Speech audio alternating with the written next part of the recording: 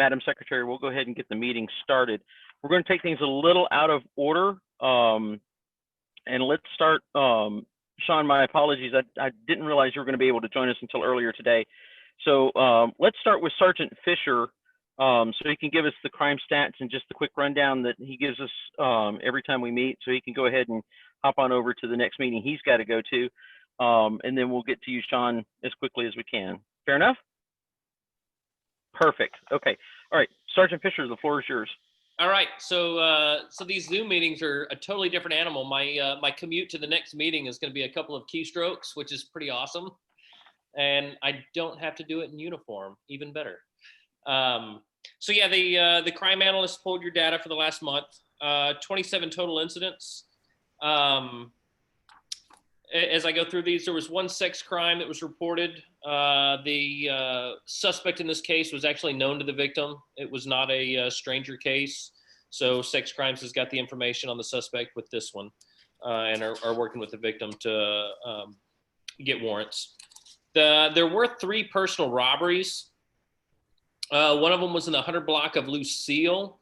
This one was probably one of the more troubling cases that we had. The victim came down out of Kentucky to go pick up a friend and at a party over on Lucille. Got there, met a suspect there at the party, got to chat, and they walked outside. And as they were standing outside, a vehicle pulled up with 2 more suspects, and the suspect she was talking to dragged her into the car. And they pulled her into the car, drove around the block, just like a short distance, pulled her out. She said that she was groped by all 3 suspects. They pulled some cash out of her bra. She took off running, and they fired some shots in the air. Officers, and she found like a random passerby to pick her up, called police. We got over there to the area. We did find a shell casing, so we're working back with like the friend that she went to go pick up, try to identify this subject that was at this party, and see if we can identify the 3 that were involved. The second robbery was actually related to that sex crime I talked about just now. So we've got a warrant on file for that one because the victim knew the suspect in the sexual assault. But then after the sexual assault, that suspect robbed the victim of her money. Then the third one had to do with a victim that was staying at one of the motels in the 1300 block of Dickerson. He'd had a unknown female staying with him in his motel, and then she invited a friend over. Victim was intoxicated at the time. The friend and the female ended up robbing the victim and took his car keys and his cash. When we got there, like I said, he was extremely intoxicated at the time, so we're trying to work through that one to get some more fine-tuned details. Those are certainly the most concerning incidents that we had. There were 2 aggravated assaults.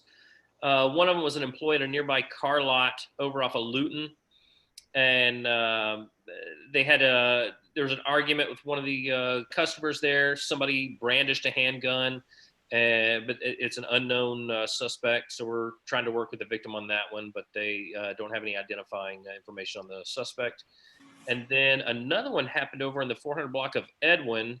And this one, you had a victim arguing with a neighbor and then alleged that they heard a gunshot after they were arguing, turned around and saw the neighbor outside holding a gun. So investigations has got that case as well, and trying to work with the victim to see whether or not they want to prosecute. You had 3 cases of aggravated assault that were domestic related. All 3 cases of those have warrants on file. And then you had 1 commercial burglary. Over there off of Jewel Street, there's an AT&T facility. Somebody pried open one of the doors. It doesn't look like they took anything out, but it's still a burglary. You had 3 residential burglaries. 2 of those 3 cases, we made arrests. You got neighbors calling in real quick, able to get out there and apprehend the suspect as they were trying to get away with the items they had stolen. The one we don't have a warrant on was in the 1500 block of Meridian. Suspect removed the AC unit on this house, got inside, and then ended up stealing AC units and a table. So they were definitely using a vehicle. And again, that was in the 1500 block of Meridian back on the 13th. Then after that, we got some minor thefts. These are all acquaintance related. Friends stole some stuff out of a house. We had another one on Lishy where the victim said their son stole their credit card. Mountain bike stole out of a yard in Stainback. And this actually really irritates me. The 900 block of Ward, somebody stole their puppy out of their yard. No suspect information. They went over there and I guess saw the dog in the yard and stole it. You had 6 cases of vehicle burglaries. 5 of those cases, the vehicles didn't have forced entry, so it appears they were unlocked. One of those, they stole a tag off the car. Then you had one over on Lishy, one of those 6, no forced entry, so it's possibly unlocked, where they stole a gun out of the car. And that continues to be a problem that we've got serious issues with as the police department, that people are leaving firearms in their cars, period. I don't care if you lock your car or you don't lock your car. Nobody should ever leave a gun in their car. Actually, there was 2 of those. One of them in the 100 block of Douglas. So there was 2 guns stolen. And neither one of those had forced entry. Last category is vehicle theft. 4 total incidents. One of them was an attempt. The victim in this case had actually been incarcerated. When they came home, their car was in the driveway. Somebody had busted out the window and peeled the column on their car and tried to hot wire it, but were unsuccessful. One over on Lishy, they left their keys in the car, came outside, and it was just gone. And then you had another one on Lishy where the victim's keys, they had 2 cars in the driveway. One car had a spare key in the other car, and that car was unlocked. So when people were going through cars in the neighborhood, they found a set of keys, probably did the clicker, noticed the car next to it, beeped, got in that and drove off. Then you had a really weird case of this lady, and I read this, she'd come down out of Kentucky to go meet some friends at an Airbnb, and she was over near Dickerson and Trinity at one of the gas stations, and some guy just came up to her driver's side door and said, "Hey, scoot over." She did. He jumped in the driver's seat, took off in her car, and the report indicates she didn't really argue with him. She was just like, "Yeah, what are we doing?" And he sped up 65, got off on Dickerson, and or cut across Briley to Dickerson, came down Dickerson, and then got into a head-on collision. And then he got out of the car and fled. And so then she called police and said, "Yeah, this guy, I have no idea who he is, just got in my car over at Dickerson and Trinity and drove me kind of like in this big loop and then crashed my car and got out and ran." Really bizarre story. So he essentially carjacked her. Luckily, she was okay. So yeah, that's the total tally of crimes. So I'll take any kind of comments or issues, concerns, things that you're seeing in the neighborhood, and pass it on to the folks here at East. Okay, we'll open it up. To thank everybody for muting their mics. Yeah, while you open it up, let me get a pen because I didn't grab one. Okay. But I do appreciate everybody muting their mics. It's just good etiquette, and I appreciate it. Before we go much further, I do want to make sure I make a comment. We are recording this Zoom, and once I get the final copy of it downloaded, I'm going to edit out all the wait time, and I'll start the video right when we started the official meeting at 6:03. And then, but I want to make sure everybody is aware that's on the call right now. This meeting is being recorded, and we will post this on Facebook so that people will see, kind of what we do with our meetings. But anyway, did anyone have anything specific for Sergeant Fisher to address or to pass on? Sarge, this may be the first time. No kidding. If anybody, Courtney's I see Courtney talking, but I can't hear her. Courtney, are you muted? Sorry, I am on a call with somebody trying to join who's getting a password request. Oh, they shouldn't if they use the link that you sent. Hang on a second. Let me see if I can get the password on the. Did you ask me a question now? I'm sorry. No, No, he we was saw your mouth moving. had questions, and I saw you like chattering, and I was like, oh, I think Courtney's got a question, but I do actually have a question for you, and that was, do we have a description of the puppy stolen? you know what? So I've just got the print off. It's got the generalization. I don't have the actual crime, like the full offense report to see what kind of puppy it was. Okay, I just wondered if it was something that could be in the area that we should keep an eye out for, or? I will say this, in 18 years of experience, a lot of these dog thefts or pet thefts generally, and I'm making a generalization, so don't take this as gospel, but more often than not, those come down to a relationship that went south, and somebody goes, I want custody of the dog, and the other one says no, and then somebody comes and snatches it. I cannot say for certainty that's what happened with this case. My gut says it's a possibility, but if you'd like, Courtney, I would be more than happy to pull that report tomorrow and let you know if there's any indication in the narrative that leans towards that way. Yeah, I think it doesn't hurt to circulate the information if we can Sure. help a neighbor. Yeah. Yep. That's all I had. Good. Okay, well, looks like we just had someone, Chandler, join the group. Was that who you were talking to, Courtney? Maybe? Okay. All right, well, if does anyone have anything else or any other questions or comments for Sergeant Fisher? If not, we're going to let him scoot so that he can get on to the next meeting he's got to go to, and then we'll turn the floor over to Sean. Yeah, because he's waving at me. Excellent. Well, Or thank you. maybe he was waving at Sarge. I don't know. I appreciate you guys. We'll see you soon. All right. Talk to you later, Fish. All right. So at this point, because Sean also has to get going to the Cleveland Park meeting that was for the same evening, I'm going to turn the floor over to Sean for him to give us a quick council members update. Last 48 hours have been wild, haven't they, Sean? Yeah, I'd say so. This really the last 2 weeks from the council level have been, I think, unprecedented in a lot of ways, and very, very intense from my end. So I think it was last Tuesday we had a meeting that went until 5:30 in the morning, and then this Tuesday we went until about 4:30, if I remember correctly. So last Tuesday we had sort of a unprecedented public hearing around the budget. I think it was, we've talked a lot about making public comment periods for planning and for council stuff more accessible, but I like that we're doing the electronic comments, but man, when you get a few hundred people stacked up for a public comment period via Zoom or call in, it can really go long. So it's going to be interesting to see if we maintain the virtual public comment kind of engagement, sort of after COVID.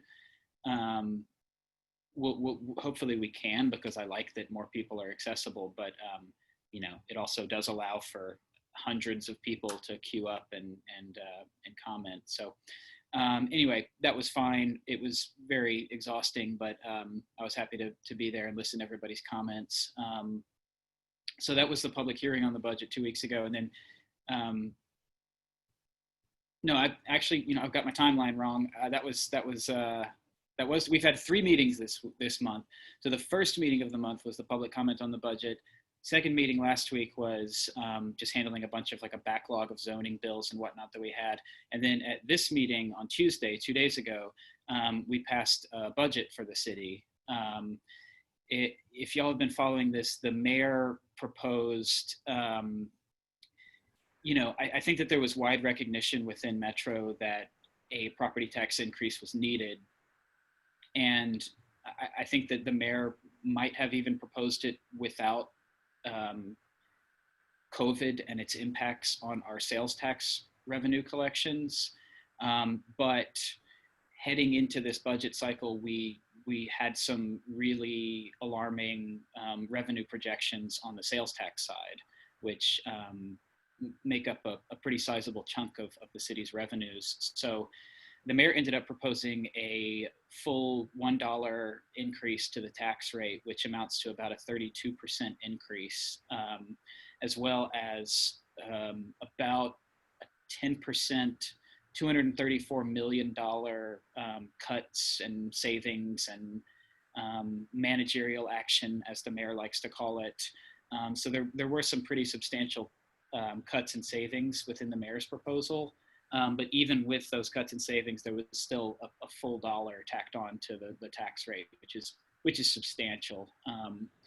And through the budget process, we wound up selecting the budget chair's substitute, which was a slightly higher tax rate, but it does accomplish, I think, a lot of good things. And by slightly higher, it's 6 cents higher than the full dollar proposed by the mayor. And it does accomplish some really positive stuff.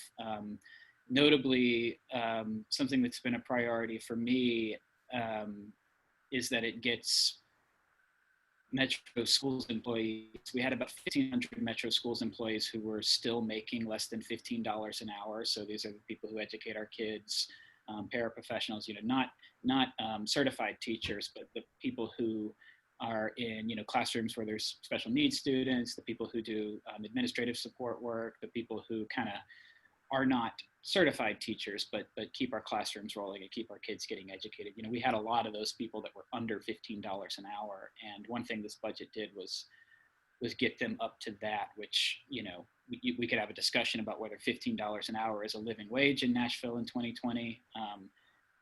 But it's an improvement, and it's closer to treating these people, these schools employees, compensating them as I think they deserve. So, there's a few other small changes, but largely the substitute budget that we passed was in line with the mayor's budget.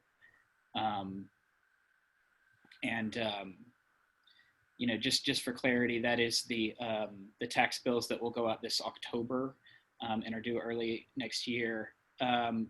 We have committed, the council has committed by resolution to, so we had these dire revenue projections in late March, early April that started coming through, and that kind of really steered the direction of the mayor's budget proposal and kind of bumped the conversation about the tax increase up.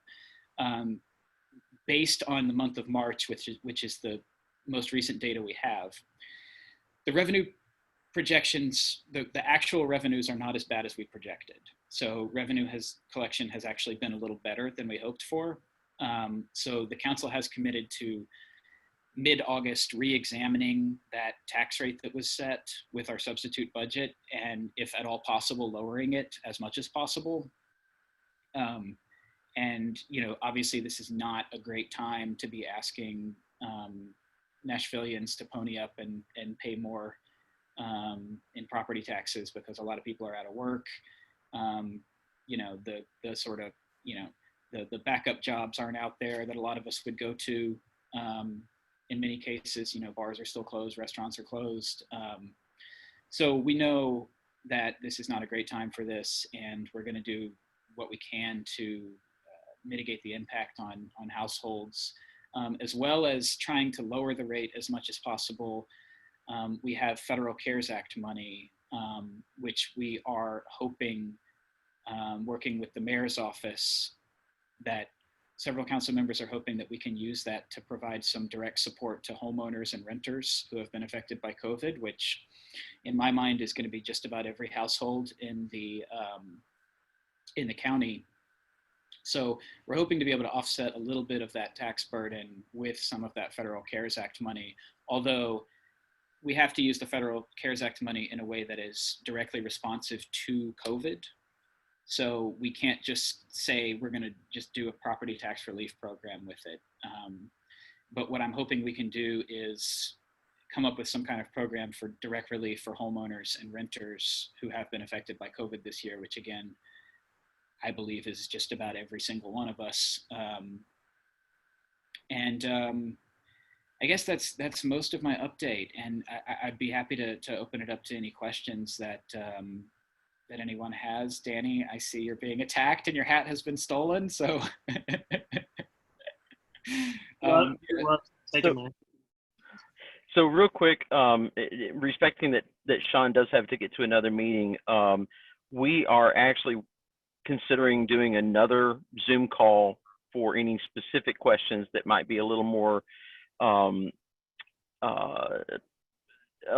detailed that he's going to need to answer, that we can have some more specific time with just Sean and not with part of an actual meeting, so that those of us that are on the call, if they want to join that meeting and ask more specific questions about the budget, ask more specific questions about some of the other events and happenings that have been going on in and around our neighborhood and within our city and county, we should be able to have that up and running next week. And Courtney will definitely do a similar type of graphic and get that posted on our Facebook group so everybody knows about it.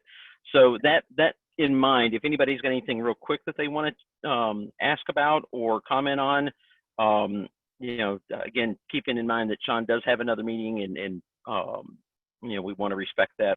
Please unmute your mics and let him know. I just one quick thing, Sean. First of all, like, I stayed up until 5 a.m. like an idiot, and appreciate so much your ability to maintain composure and civility into these late nights. The whole body, but particularly your perspective and kindness towards others has been recognized in the last few meetings. So I just want to appreciate that.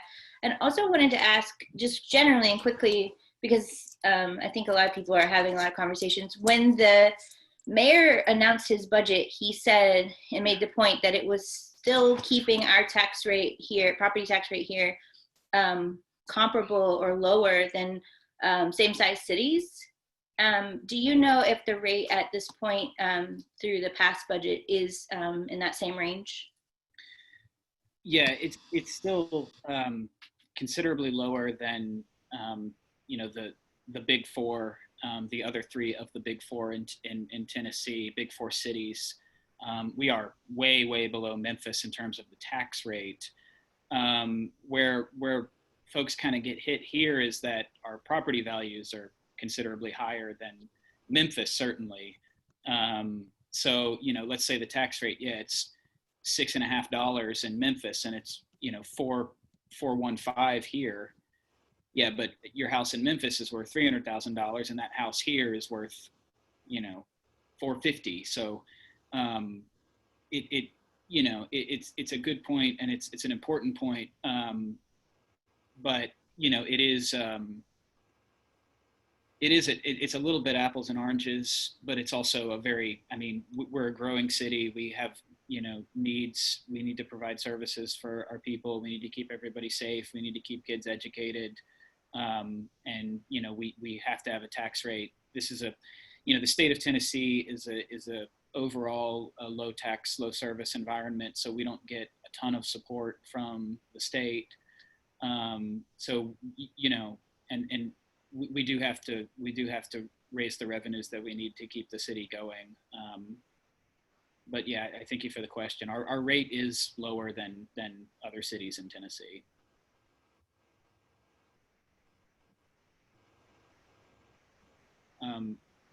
Ms. Pomeroy, I know that you have been dealing with a crazy situation, and I'm happy to talk about that offline if you'd like, rather than here. I actually had a meeting today with Public Works where they were kind of talking me through their perspective on things and the plans that they've been reviewing and stuff. So I'm doing my best to get as good a understanding of the situation as possible. Okay, I appreciate that. There's several of us on here that are affected. Our yards are going to be taken if it goes the way it's on paper. So if you are willing to do maybe a call with the 4 or 5 of us, that'd be amazing. I think that would be a good idea. I can tell you that, I've had some of these property line issues come up in the past, and I don't really directly have a lot of power over this. It's mostly a civil matter between the parties involved. But, you know, I can definitely help try to broker something or try to figure out a better solution than whatever's on the table now. But I really don't have any direct ability to change or fix the situation. But again, I'm happy to help work toward a better solution than what's on the table now. Yeah, that's fair. I think we're all just anxious to find out if we have a case and what our odds are of, you know, kind of winning against this. So if you have experience in that, then that probably would help a lot. Yeah, absolutely. Yeah, I'm happy if you want to shoot me an email and CC the other folks that are kind of in this boat with you. We can set up a Zoom call or just a phone call, whichever y'all prefer. Okay. Thank you so much. 100%, yeah. Does anyone have any other questions or comments for Sean?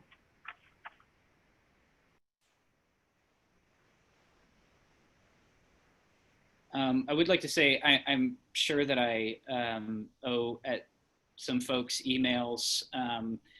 We've been getting, you know, it's stopped today, but we've been getting about 2 emails a minute for the last 10 or 12 days. And it's, you know, I have some ways that I can try to prioritize my constituents. Like if I'll search a string of all our zip codes, you know, but that doesn't always work because everybody doesn't put their zip codes in the email.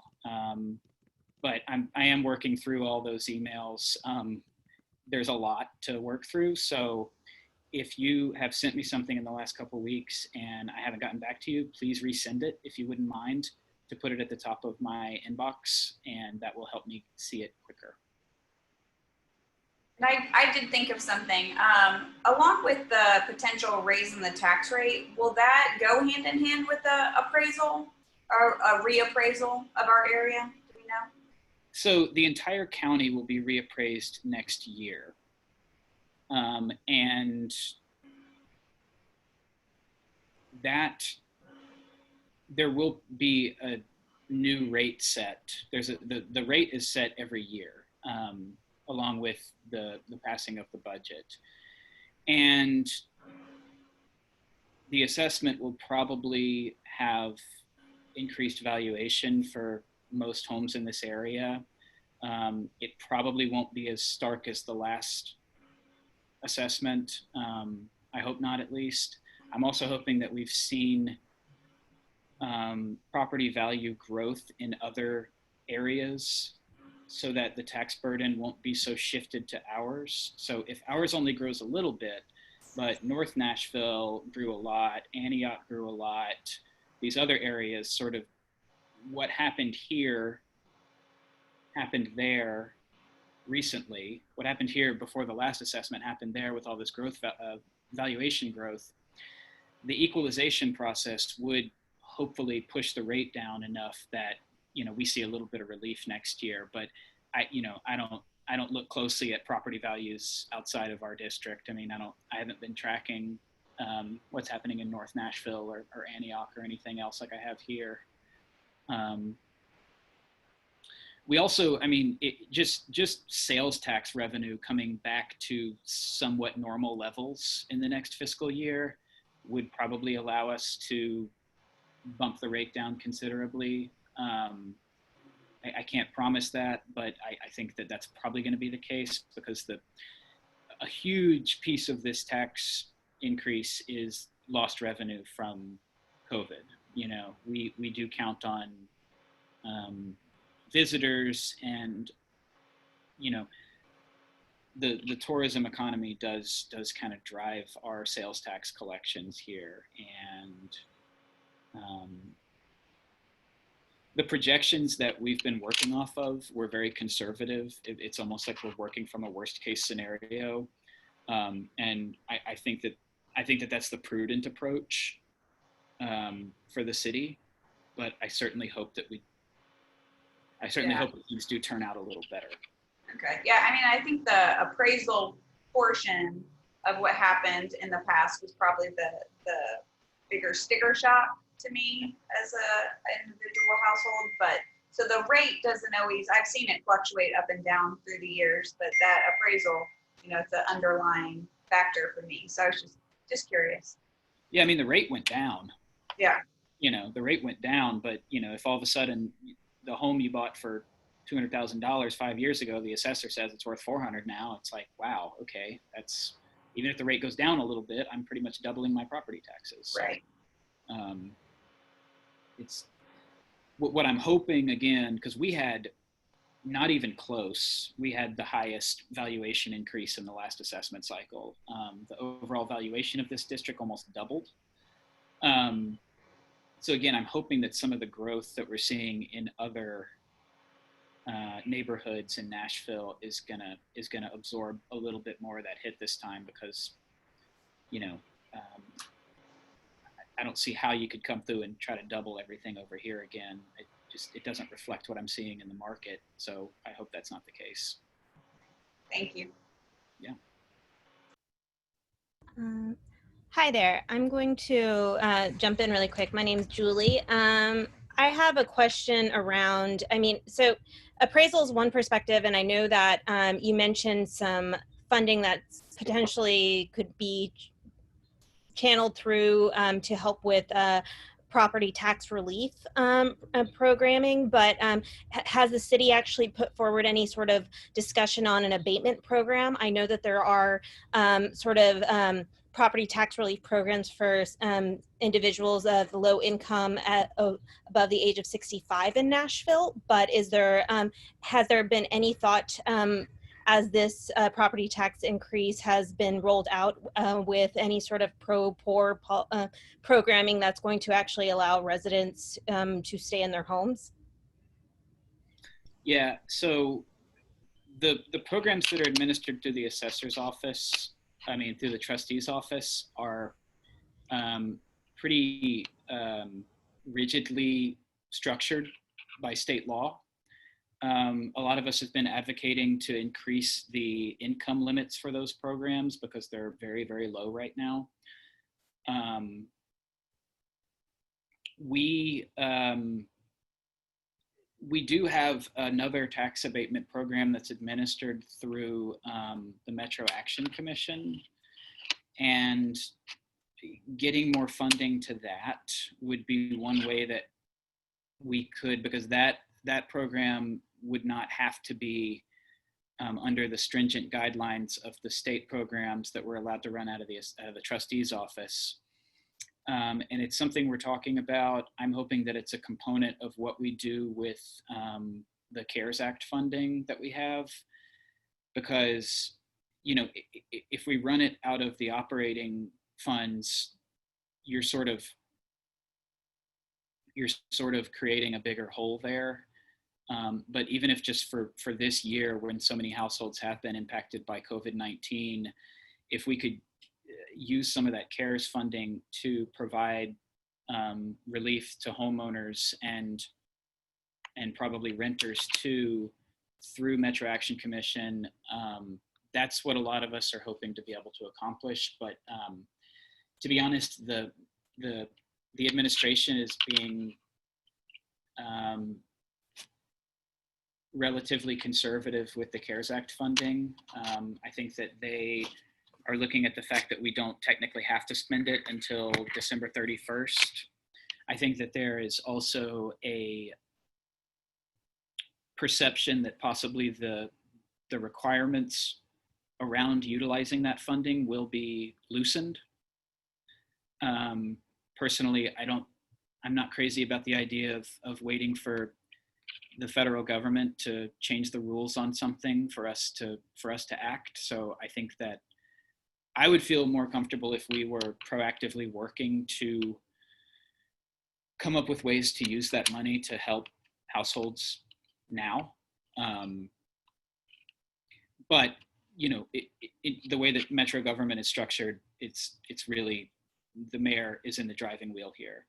The mayor is in the driver's seat. Okay, thank you. So at this point, I'm going to go ahead and let Sean scoot on to his next meeting. And like I said, Sean has been very open to us having another meeting with just him and it being a more open meeting to discuss any questions, comments, or topics that you want to. We'll get that Zoom set up and get it posted as well. So just need to confirm Sean's availability next week. Thank you very much, sir, for dropping by. Have fun in your next meeting. Oh boy, thank y'all. I'll see you next week, okay? All right, we'll see you then. John. Okay, so with that done, we're going to move on to next items on the agenda, which is actually the minutes adoption from last month's Zoom call, but I apologize that I wasn't aware I didn't have the minutes, or I would have attached them to that Facebook post, and Linda got them to me literally about 20 minutes before the call started. So my copy, I don't know what happened to it. It just disappeared. But regardless, I'll get those posted up on Facebook as a file so we can see them. And I'll also look at uploading all the other meetings or meeting minutes that we have to the Facebook group as part of the files section, because they're all in PDF. And that way, if anybody wants to go back and look at specific meetings on specific dates, they can. That may take me a little bit of time. But anyway, next, we were going to have a treasurer's report. As of right now, it pretty much hasn't changed in the last few months because we really haven't done anything. Right now, the balance in our account is $1,639 and a penny. Let's go wild. But that penny is spoken for. Anyway, that's the current balance that we have on that, and we'll talk a little bit more about fundraising in a little bit. Don is not here. He normally gives us an update on the community garden, but I believe one of our neighbors went down and snapped a couple of pictures and visited the garden earlier. It's still there. It's still going. The bees, as I reported, I think it was last month, they are having a rough season. He may not be able to get much, if any, yield out of the hives this year. So honey may be sparse at the end of the season. Right now, they're just trying to build up honey for themselves for the winter. Because all the rain that we had back in, I think it was late March through April, really put a damper on, no pun intended, on their bee production. There is something that is on the agenda tonight that we probably want to discuss, and one of the reasons why I'm recording this is because I also want to be able to provide this back to Sean for his review later. I anticipated this was going to take a bit of time to discuss, and that's Keisha's Ballroom. Those of you that live on Lishi that are familiar with this particular property are familiar also with its history. Just a little bit of background. Keisha's Ballroom was actually built as a store, if you will, like a convenience store, quick market type of place, well before zoning codes ever came into existence. From the time that zoning was placed in our particular neighborhood, it was listed as a residential lot, and it hasn't ever changed from that. It has been allowed to operate as a commercial business, be it a deli or a nightclub, a dive bar, whatever you want to call it, ever since then, because the commercial enterprise actually existed before the zoning was put in place. But the current property owner now wants to change the zoning and wants to not only have a commercial enterprise on the road, but actually have homes or condos behind that towards the back part of the property. The thing is, this particular person is not going to do this construction himself. He wants to have it rezoned so he can then sell it to someone for a much higher price than what he can. With all of our efforts on ensuring that the zoning in the neighborhood and our revisions to the neighborhood community plan pretty much identified that that particular lot needed to stay residential zoned, and that if anything happened to the commercial enterprise on the lot and they wanted to tear it down, that it would have to be rebuilt as residential. Planning has been pretty good about honoring their commitment to us, but he is pressuring Sean very strongly to help him get it rezoned as either mixed use or as something that would allow a commercial enterprise. And it's too far up into the neighborhood really to be a viable option, in my opinion.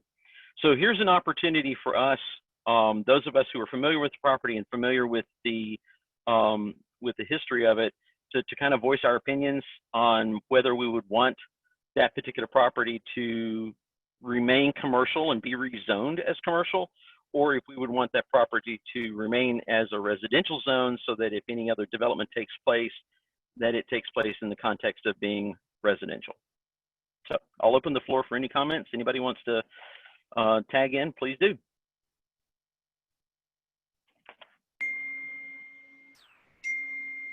I have thoughts. My initial thought was really thinking about precedents when it comes to development. And that does seem to be getting quite far into the neighborhood core. Most of you guys know that I'm really close to the Lishi-Douglas corner, so there's a lot of growth over here, but it's because of the consideration that Douglas is a main corridor. So I would just say that I would ask people in the, I've known neighbors who have lived very close to that business over the years. There's definitely mixed feelings about it, but it doesn't have a residential vibe. It has disrupted some of our neighbors over the years, and caused some different, it's been various businesses over the years. So that is not necessarily a predictor of any future use there, but I think if we looked at higher density and mixed use at that point in the neighborhood, it would send a message that that sort of growth would be starting in the center and out, because we have seen where people are located next to a property and they say, well, if they did it, why can't I do it? And there's just really there becomes a ripple effect. So that's the first thing that comes to mind for me. Thanks, Courtney. Anybody else want to offer some feedback and opinion? Right here. Miss Martha, go right ahead. Yeah, I remember the battle we went through to get that. First, there was the zoning that just allowed a lot more than we were willing to have in the area. And then after that year of work, went back to a different kind of zoning, so that they can't build big buildings on the interior. They can build them on the corridors and on the corners. And I remember there was some real disagreement, and I don't know that it was ever real clear to me, but my understanding was that the corner of Douglas and Lishi was, there were going to be a lot of commercial builds right there. But that north of there, and please correct me if I've got this wrong, but north of there, until you got to Trinity, or Edwin maybe, was supposed to remain residential. So it would seem like it would be a bit of a problem for planning to okay a commercial build right there, in spite of what the owner's pressuring Sean to do. Am I right about that? Yeah, so if you recall, and I can probably try to find it and post it up and share it for everybody to see, but that may take me a minute, and I can do that while somebody else may be commenting. But there were certain intersections that are in the core of the neighborhood, i.e. Lishi and Douglas, Jones and Douglas, a couple of others that are in the neighborhood that are identified as potential mixed use or commercial type developments. Also, in the center of the neighborhood, the nursery, Holt Camp, the Optimara nursery, was identified as a place where that could happen, but it had to be a very specific plan, and it had to adhere to some very tight restrictions on how dense, where particular places were going to be located, streets, and all of that. So it's very specific areas, and this particular property is definitely not in one of those areas. The general consensus was that all of those areas needed to remain residential. Some of them might be a little more dense than others. So we might be looking at something like R6, R9 type density as opposed to RS5. And I don't mean to confuse everybody with density acronyms, but that's just, I mean, we can get into more detailed discussion about those later. But the impact was that the majority of our neighborhood was going to remain residential, and that any type of businesses were going to be on the outsides of the neighborhood. So his intention of using this property as mixed use just does not fly with the study that we did. It does not fly with current neighborhood policies. It does not fly with planning. We fought, as you mentioned, Martha, long and hard for a revision to the zones and the policies that were changed without our notice. And we have planning's commitment that they're not going to look at anything other than the study and the subsequent policies that came out from that study as really anything they are interested in changing before, when was it, Courtney? 2023, I think, was the earliest they would even consider possible changes to what was passed into existence in 2018. Trying to remember what their like margin of time where they revisit community and they like city plans. Nashville Next was maybe the exception to that. The second iteration of that did happen in a shorter time frame, which is how we ended up in the charrette and all that. But, and when you say we, just so everybody knows, definitely the neighborhood association, but lots of neighbors. We did a huge canvassing to get people involved to attend a lot of these planning meetings that took place around the most recent charrette and study for our community. And that just happened, when was that, 2 years ago now? Well, it was passed in 2018, and I think it was July of 2018. So it's about 2 years ago that the Planning Commission actually adopted it. I think we started that early 2018, but our push to get something changed or to get it corrected started in 2017. Because I believe it was early 2017 when the changes were put in play that we were not even aware we were happening. So, and as Courtney mentioned, by there was an advisory committee that consisted of 5 neighbors, if I'm not mistaken, and then 4 or 5 developers that worked hand in hand with planning over several months, getting these policies revised and getting a more appropriate designation of where higher dense properties could be developed, as well as commercial properties could be developed. Hope that makes that perfectly clear for everyone. This is Ray. I hope I'm on. I think I am. Yeah, you are. Okay, we fought this battle, and it's, you know, it's never ending, and it's always gonna be the people that think that they can pressure whoever to get things changed. My question is how much land is this? And if we were looking at residences, how much leverage would we have in saying what kind of build it was and how affordable it would be? That would be worth a conversation. But I don't think that's happening. Yeah, technically we'd have no leverage. If it was a straight rezone to MUN and that was permitted, we couldn't specify anything going in there. And as we've seen in the past, there could be promises made, but yet nobody has to hold them up. Yeah. So, you know, the challenge comes in,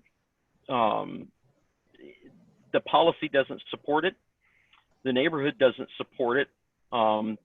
He could still do an SP, and that is a specific plan for rezone. Right.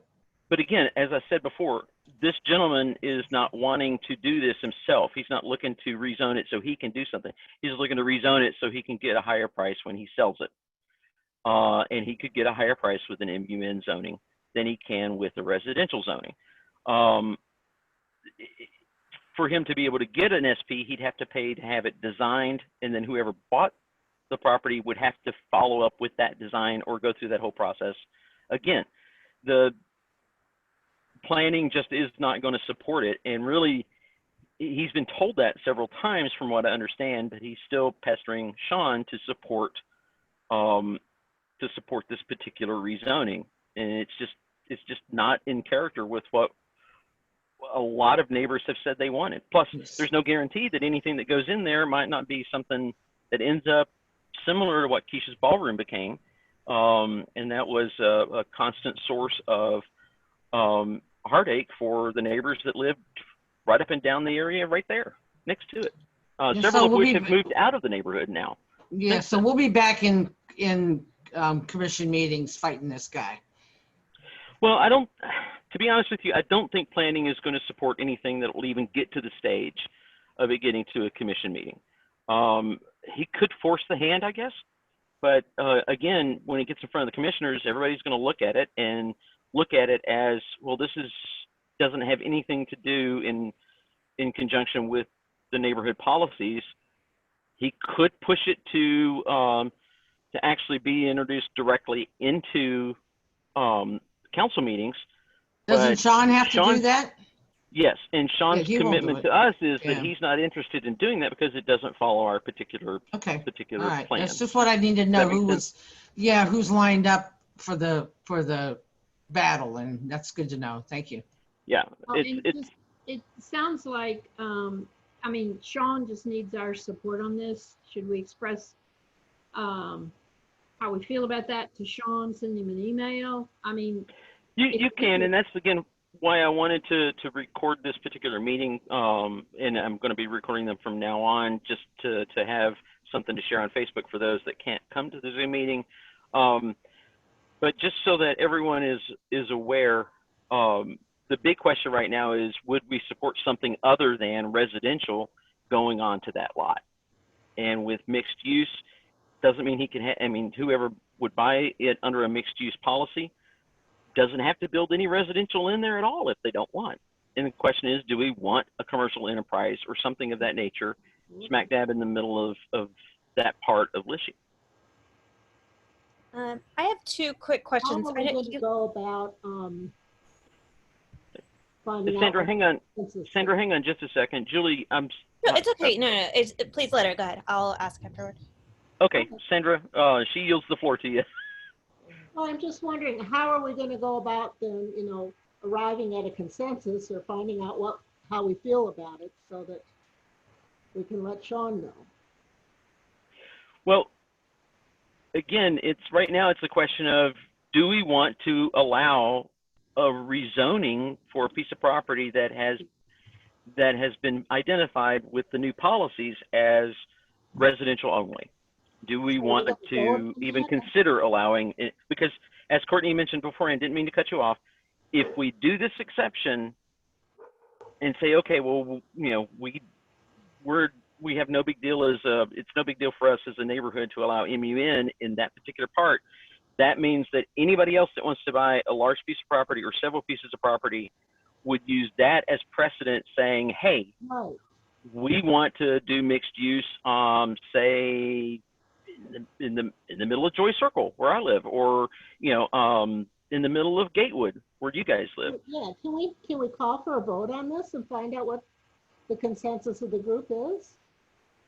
Well, and that's why I'm asking for comments at this point, because there's not really a vote. There's not really an official position to state, because again, part of my concern is that I don't want Sean to bow to particular pressure. I don't think he would want to, but this particular person could push it to the point where Sean feels like that may be the only option he has. I don't think there's any, I don't think there's, I'm sorry, go ahead. I mean, I would like to do for my part, what we could do to protect him from that pressure. I mean, Martha and I are definitely against it, for what that's worth. And that's the type of feedback that I think he just needs to hear. I know he's called a number of us that served on the advisory committee and asked our opinion, and I don't want to speak for everybody. I know, Courtney, you talked to him, but I believe most of the people on the advisory committee were very adamant about the fact that we fought for it to remain residential. We didn't want commercial property that far into the neighborhood. And we don't want to have another, just to kind of give you an idea of precedent as well and how it can be damaging. I'll refer back to Nadine's current issue with the trailer park having gone away. That was one of the first major developments that was approved. The changes that then happened after that were all basically using that particular property as precedent for the density levels north of the property area that we're talking about into the northwest corner. And that precedent kind of ruined it for us trying to preserve density in areas north of the Edith section between Lishi and Dickerson. It was precedent that allowed us to get that allowed the developers to approve the water tower project, which hasn't started yet. And if you think you haven't seen anything yet with the project in the trailer park, wait till you see what would be going on in the water tower area. There's at least 180 some odd homes that are going to go in that section. So a lot of that stuff was approved with the trailer park project being used as a precedent. And that's what we, generally speaking, what I understand us to want is to prevent that from happening again. And if a particular area were to be able to be rezoned as MUN, that would just open the door to allow stuff to happen throughout the neighborhood. And it's not something that I think we want as a neighborhood. So that's my opinion. Courtney, I'm sorry, go back to Julie. I'm sorry. Yeah, no, I just have two quick things. You may have already mentioned this, but what is the density on requirement on the Keisha's property as it is right now? Right now it is zoned as RS5, which means that for an acre of property, there can be no more than 7.41 homes constructed. So 7 homes on 1 acre. That's the current density. Okay. So one thing to think through, so I don't know enough about Nashville city zoning codes yet, but one thing to think through would also be to the idea of a community benefit agreement. So thinking through actually, well, if they're going to try to place this as a mixed use and switches to a mixed use zoning code, what are the kinds of commercial properties that would be allowed on the property? And can we put in specific kinds of overlays that would actually be kinds of commercial sites that maybe the community doesn't have and would like to see? So if that might just be a strategy in terms of thinking through what are commercial properties looking like in this area, and how could they possibly contribute to neighborhood services and even potentially job growth, like local jobs for individuals who live around here, want to stay here. Just thinking off the top of my head, there are those kinds of strategies out there. They exist. And it might be a tool that could be used if this individual really does push it forward and trying to create it into a mixed use property. Then how, as a community, as a neighborhood, we can then say, okay, fine, then what kind of and what kinds of stipulations can we put in that would actually create a commercial uses that would be beneficial to our neighborhood? Well, the important thing to remember, and pardon me as I shift my computer over just a little bit, I'm going to try to look up the address to find out how big it actually is. But part of the thing to remember is that when we're talking about commercial enterprises, it's not industrial, so we don't have to worry about any additional industrial going in. It's commercial enterprises like retail, potentially office space, potentially restaurant, bars, things of that nature. And it's more so the idea of having something like that located in the middle of the neighborhood. And this is, when you're looking at east-west, it's pretty much in the middle of the neighborhood. As far as north-south, it's still a little closer to Douglas than it is to the center of the neyborhood. I'm looking for the property. Yeah. Hey, Gordon or Stacy, Yeah. I picked it up, pulled it up. It's it's a little over 17,000 square feet, which works out to 0.37 acres, I think. Is that it? Okay, I just found it. And I'm looking at the property record now. So. And one thing I was going to add was it's actually listed on Zillow, which I didn't realize it was listed for sale. But it's been on there for almost a year. And just while I have it, I might as well read their listing description. It says commercial property or possible great location for condos. This property has been grandfathered in as commercial for over 50 years. This would be an excellent property for development for condos or larger retail, etc. Call agent to discuss future zoning or rezoning information. So that's how they're listing Right. it. And it's important to remember, though, that if anybody were to buy that, with that being the understanding, that property as it's currently zoned would support none of that. Sure. If they wanted to do something commercial in the same building that currently exists, or if they wanted to tear that building down, they can go before a BZA and ask for a non-conforming exception, but it would have to be a similar business to what has been there in the past. And they could not add residential to it.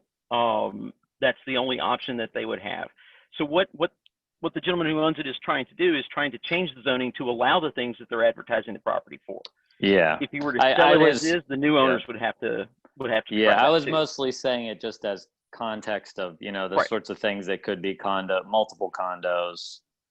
Well, retail bear in mind, on condos can't be in commercial. It has to be mixed use, or it has to be a specific plan that would allow for that. Right. Yeah. We do see a lot of property owners, developers list usages that they do not have. It's just a tactic. We've seen it all over the neighborhood. Sorry for the sunbeam. But I would say a couple things. I think a community benefits agreement is a good idea that should be discussed. Definitely for just looking forward. We've had some discussions in passing, but not a whole lot of engagement or traction on that. But in this case of this property, I don't think that they actually have any leverage. I think they're putting their feelers out and putting pressure on. I haven't had a chance to talk to Sean, but I know he is reaching out to neighbors in a short radius around this property to kind of get a pulse on the history of the property. And I can tell you one of the agents of the property several months ago stopped by and solicited input from me, just not knowing anything about me, and going, based on previous owners going, wouldn't you prefer it be condos? Wouldn't that be nice? Wouldn't that be better than what's there now? And really going would you want to sign something that said that? So I really think there's definitely a tactic for, obviously it's a monetary incentive at this point. I don't know that this person's really pulsing with the neighbors and what they want so much as leading a conversation and leading a discussion that's going to serve their individual best interests. So I definitely encourage anybody who feels anyway to reach out to Sean, especially if they're in a small radius around the property. But I don't think that there's much leg to stand on for this particular property because it just doesn't fit the current zoning, and that's very recent to the future plan for the neighborhood and all that stuff. Right. So technically with his size of lot, without doing any kind of special project or special plan, specific site plan or anything of that nature, he could technically put three dwellings on that. If he or whoever the owner wanted to put on there, I believe it would support 3. It's either 2 or 3. But even if he were to do a site plan that had up to 4 units, he could do a request for SP zoning, which that would even be feasible for that particular lot. Just bear in mind, Julie, back to your particular question of what if that was something that we wanted to look at. You have to think about extra traffic, especially if it's a bar or restaurant.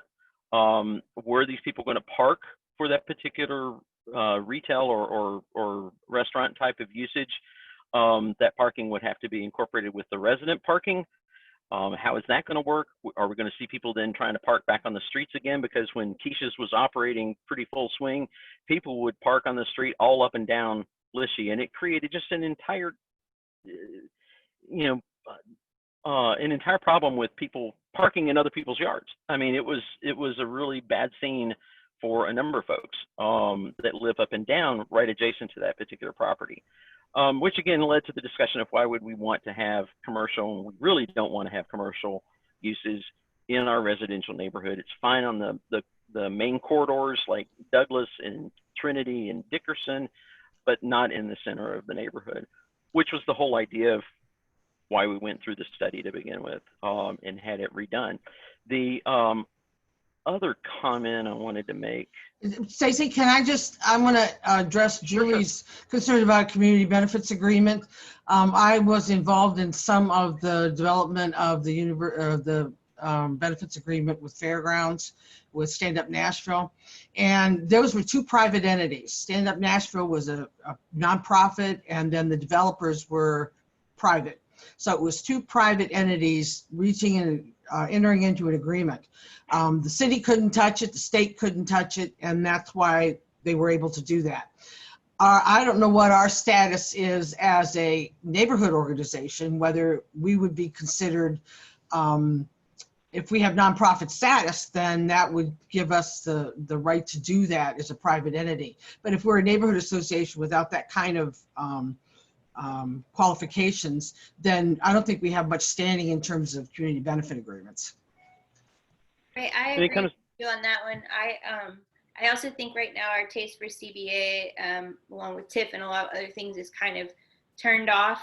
But I do think, to Courtney's point, there's not a lot of leg here to stand on. And from what I've heard and seen, both planning and council generally are supporting our position in our neighborhood and in our district generally to be really tentative and mindful of neighborhoods and the voice of neighbors, because we went through such a period of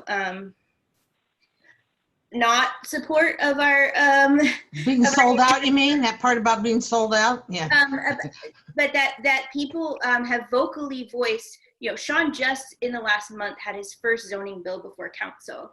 And it was recognized and appreciated that it was his first one, and people were very supportive of it because he was on board for it, because they recognize how cautious he's being. And so I want to say, like, in terms of, I know we're reacting from a stance of defensiveness because we need to protect our neighborhood, and I think we should. But I think the city as a whole hears us in that, and they have our back in that as well. And so I think what Courtney said is really important, to reach out to Sean, let him know we have support, but also to know that there's not a lot of leg to stand on here, and we should keep that unified voice. If we believe that it shouldn't be commercial that deep into the neighborhood, let's all say it that way and make sure that that voice is heard. And Rachel, you're saying that the developer or the current owner doesn't have much of a leg to stand on. We are in the driver's seat, right? I mean, okay, just making sure. 'Cause, yeah, I mean, we pretty much are, with all the heartache and blood, sweat, and tears that we poured into getting the changes redone. That's kind of the result. We've got a council person that's very cognizant of what we went through, that's very sensitive to those particular efforts, and is willing to back us up as much as he possibly can. Now, Julie, did you have a second question as well? Okay, all right. Just making sure. I thought you'd mentioned you had two things, and thought we only mentioned one. Okay, does anybody else have any other questions on or comments that they'd like to make on 1315 Lishi, otherwise known as Keisha's Ballroom? Okay, all right, we're going to move right on. And I apologize, we've gone over, and we normally try to keep it to an hour, but there's some things that we need to kind of catch up on. There's some new business on the agenda that I wanted to briefly mention. I'm going to follow this up with a post on our website, as well as it'll be shared to Facebook and Nextdoor as well. But we've got three basic things that our current situation with the coronavirus have brought forward. We need to make some changes to due structure and our fundraising options. Typically in the past, we've had dues due every year at this time, $5 for the year per person. We made a change to that at the start of this particular dues period, which was this time last year. But it's incredibly difficult to maintain anything with our current due structure. We had a large donation from someone that was anonymous back in December of last year, November, December timeframe, that really helped us fund some projects coming up. But we've been kicking around ideas on how we can possibly do fundraising events. I've learned that Neighbor to Neighbor now has a method that we could have sustaining dues. So if we wanted to do a few dollars every month and just set it up like NPR does with their sustaining memberships. You just set it up for your checking account or credit card. It bills every month. You never even have to worry about it again. That could be a way to go. But I just wanted to broach this topic that we may have to seriously look at how we raise funds for future for some of the projects that we want to get done in the neighborhood. Another point real quick that I wanted to touch on was that per our bylaws, we are supposed to have an election every year. It's supposed to take place during this particular meeting. And according to our bylaws, we're supposed to have 10 members of the steering committee. Unfortunately, over the past 2 years, we've had between 5 and 8 people on the steering committee. And it just with everybody's lives and how busy everybody is, it's very difficult to do what we want to do with just a 5-member steering committee. So actually, we've discussed suspending, if you will, bylaws until such time that we have more participation and can get some people that on the steering committee that can show up and actually branch out some of the duties so they don't all fall to just a couple of people.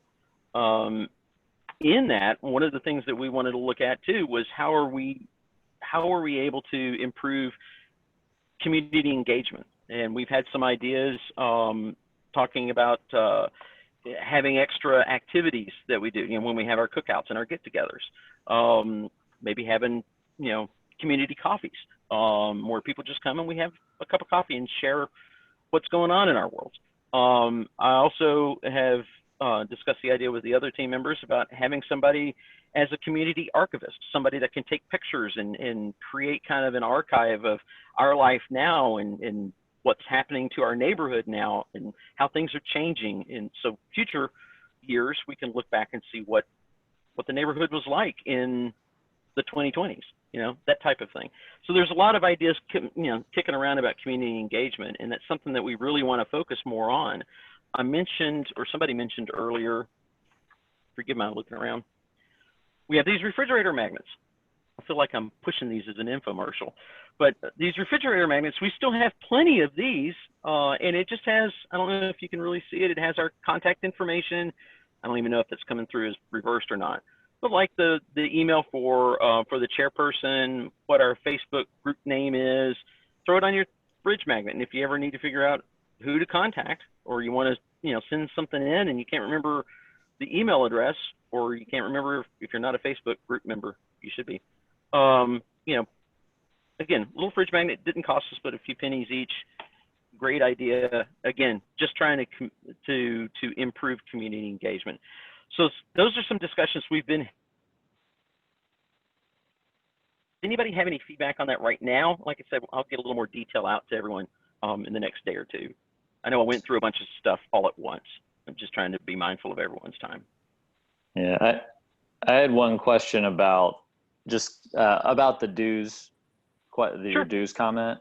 Just, I mean, do you have a rough idea of whether more participation in paying dues would get us to where you would feel better, or like, you know, I didn't know when I moved in anything about the organization, and then obviously dues are kind of a separate thing. So like if we had a much higher participation rate, would we be in good shape at $5, or is it more of a? Well, I mean, you got to think of it like this. At our general meetings, when we sit in room, like the time that you came before we had to close them all down, there was maybe 10 people in the room. Yeah. And that's a good sized meeting for us. We've had up Sure. to 16 or 17 here in this meeting, which is a good number. But Yeah. of those, not very many people sign up and pay the dues. Yeah. So looking at how do we raise money, aside from having specific events that people can come to, pay a participation fee, like we've talked about doing a big fish fry. Yeah. Well, we would have loved to have done that already by this year when we were discussing it as an option. But then, of course, everything changed. We can't do events. And so all of that stuff has been put on hold for now. So looking at alternative meeting, again, the sustaining model is something that seems to be effective for a lot of folks. And as I Courtney and I were talking the other night. If you think about it, if let's say $5 a month, and I know that's a big difference from $5 a year, but let's just say $5 a month, 10 people sign up to do $5 a month, that's $600 a year. That in itself is 2 to 3 times as much as we've raised in the past just on dues alone. Okay. That was kind of So, what my, yeah, where I was so, going, what kind of It question. doesn't have to be many people. Doesn't have to be a lot. Yeah. But it can very quickly add up. And we want to spend this money that we raise on fostering the community in our neighborhood, getting people together, helping neighbors out. There was a donation that Martha and Sandra got together a couple of years ago where we've helped out a neighbor with some home improvements and helping her out with some of her bills. And it's not been anything drastic or severe, but we've had that money, and that's a neighbor that really needed it, and it was earmarked specifically for her. So, we used it for that. The big anonymous donation that we had earlier or at the end of last year, one of the things was he didn't want to put a stipulation on it saying it had to be used for something specific. He wanted us to use it however we felt would be best at building community. So we used some of that money for the holiday meal that we did, where we also donated some upgraded equipment to Trinity Community Commons. We bought it for that particular meal, but then we donated it to them. The fridge magnets, we used some of the money for that. So generally speaking, we've been very sparse with spending that money, but at the same time, we want to make sure we're spending it in ways that are going to be effective to create this kind of community. That we're looking for. And that's one where we meet neighbors and we interact and we enrich our lives by the fact that we are a neighborhood. Stacy? So that's just an example. Yes, ma'am. Courtney and I keep up with greeting anytime anybody signs up for neighborhood, for our neighborhood association or for Highland Heights. And what I've noticed over the last couple of years is if people don't use it, they drop off of it and then they come back on it and it's like signing up all over again. I don't know what that's all about. I don't know. Maybe the program just drops us. But we still got a good 300 and some people still listed. And I'm wondering, especially with the magnets that you've got, if there's a way that we can reach out to all those folks and say, hey, we're gearing up for this, and to try to strategize a welcoming packet that anytime they sign up, they get one of those. We know their address, we know, who they are, they're welcomed in, and they get more information than just what Courtney and I put out. So if we're, to try to strategize about how to reach out, I think starting with that list of people that we already have might be a good way to start. Sure. And that's, I'm sorry, Courtney, go ahead. I was just going to speak to some of those dues too. When we began thinking about, hey, can people chip in? It was really with that sole motive of connecting with people. And a lot of our neighborhood and neighbors are on Facebook and Nextdoor these days. But we've found that, door to door, you just can't beat it. There's snail mail for a diverse neighborhood. You kind of want to touch all these different methods to get in touch with people because there's not just one good way to communicate. And sometimes if we go one avenue, we feel like we do miss neighbors and we feel like we're not engaging with the whole of the neighborhood. And so some of that was looking at mailing costs, and it is extremely expensive and extremely labor intensive, even on foot, to flyer this neighborhood. And there are only a few of us that do that. The magnets were definitely part of like, how can we be communicating, yard signs, but still with so few people and so little funds, creating that awareness and that like just people top of mind about events or even just regular meetings is very challenging. We did discuss welcome packets, but again, or even walking over little like welcome kits when we have people who notice new residents like moving in, but all of that does cost money. And even if it's little, it adds up really fast. So that's part of those big challenges of looking at that. And part of the get-togethers of going like, well, besides just flyering and getting out the word, there's the cost of the events and and just getting that grill out and getting everybody, we pay the fees on the park. Sometimes they're very nice and the parks waive the fees when we have cookouts and everything. And we do have many neighbors who donate for those events or donate venues for us, but all of this, it does take money, you know, unfortunately, just to communicate with one another. So it's a big challenge for us, but we are always open to suggestions and help. That would be amazing. So good ideas. So I have a question. Yes, ma'am. I am not super aware of the fundraising strategy, so if it sounds redundant, I apologize. But we do have growing numbers of businesses on the borders of our neighborhood, and I'm just curious how much conversation we've had with them about sponsoring events, being engaged in supporting the neighborhood and the neighbors and things like that, as and the association and things like that. Particularly with events, I think sometimes in my fundraising experience, I know it's a lot easier to get businesses to sponsor events because they get a particularly articulated benefit for that. And that's part of the challenge that we have is what are they going to benefit from? You know, we have had Sugar High, you know, offer to give us donuts, and they've provided donuts to a couple of events in the past, and we've had some grocery stores donate some supplies. But again, that takes a lot of footwork and getting out and talking to people. And just to refer back to the mailer, I mean, there are 1,500 addresses at least in this neighborhood, and growing, you know, every few months by who knows how many. And just doing a simple paper, hey, did you know you had a neighborhood association? And doing a mailing to every one of those addresses is like $850. That's just the cost of postage. That doesn't include the cost of getting it printed and getting it flyer or getting it inserted in envelopes. I mean, there's a lot of challenges there. We've talked to businesses before, and several of them have been very good about providing something, but you also have to look at the context.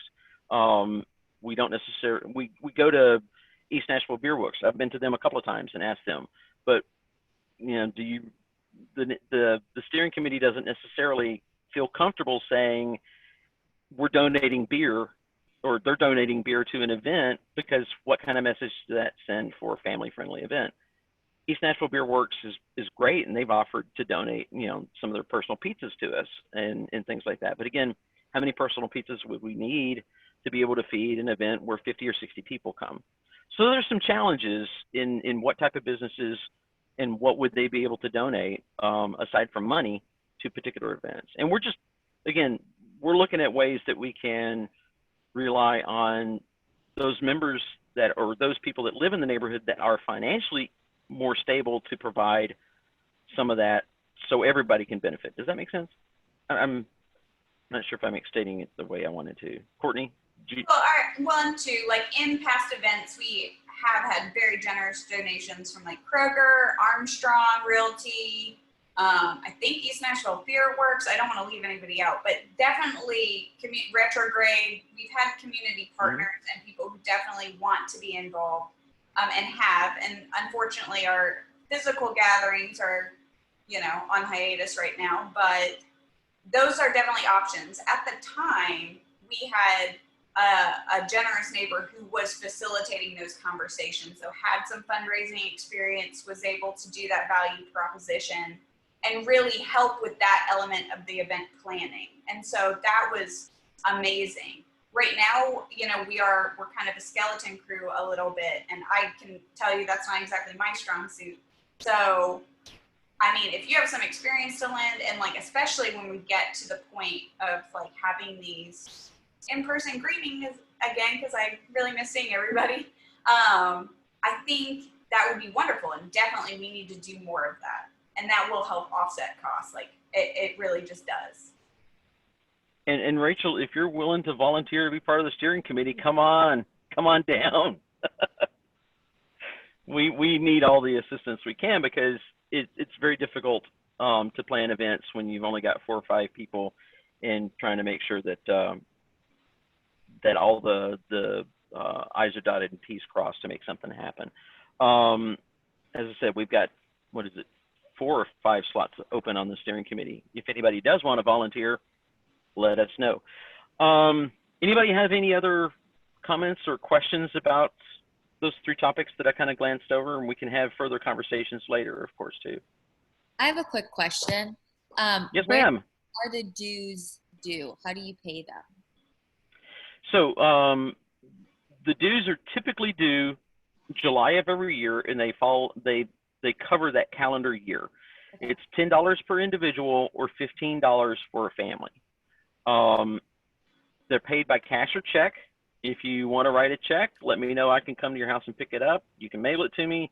If you want to pay cash, I can come get it as well. Normally, that's something that we would, collect at an actual physical meeting, but that ain't happening these days.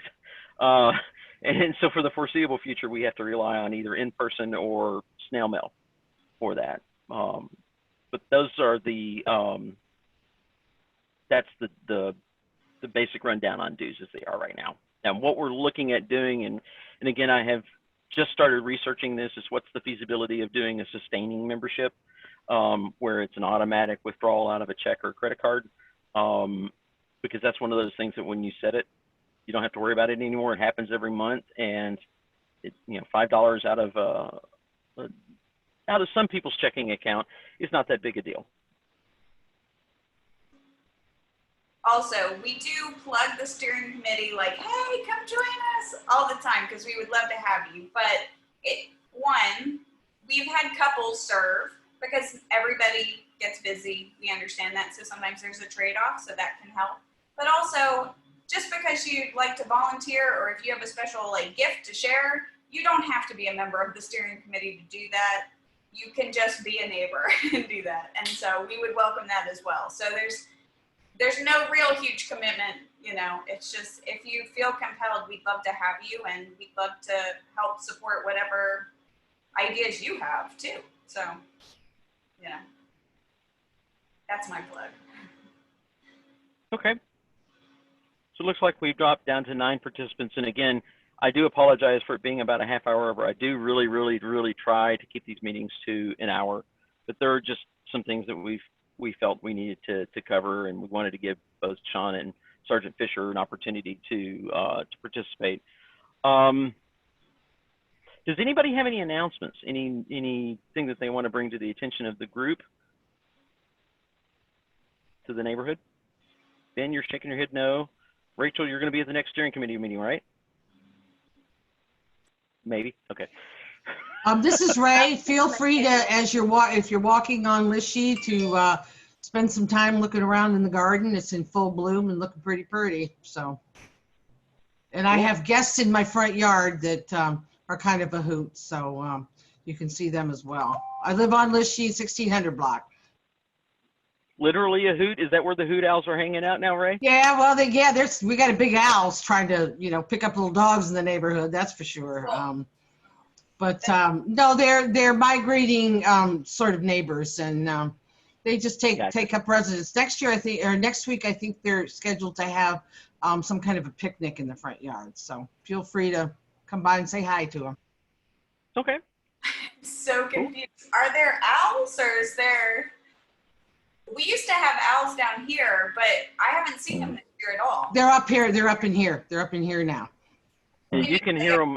From my backyard, I hear them all the time. There's I hear them every night. From real me. Close. Yeah, they picked up somebody's dog the other day. So. That's unfortunate. Definitely, if you know neighbors with little dogs, you might want to let them know we have a pretty robust owl population, which they are. They're really amazing to see. I really am jealous of you guys now because they haven't been over here this year. When you say picnic, were you referring to the owls still? No, these are other kind of guests. So just come by and see them. You're not far, Courtney. You can wander up the street. So. I will. Okay. Does anybody have any other announcements or anything they want to bring to the floor before we? And I want to thank everybody that's remaining for hanging in as long as you've been here. Thank you, Stacy. Anybody else? Thank you, guys. If not, Madam Secretary, 7:33. we'll call this meeting adjourned. Thank you all. Have a good rest of your evening. Have some good dinner. We'll see you soon. Bye. Bye. Thanks, Stacy. Take care. See you later. Bye, y'all.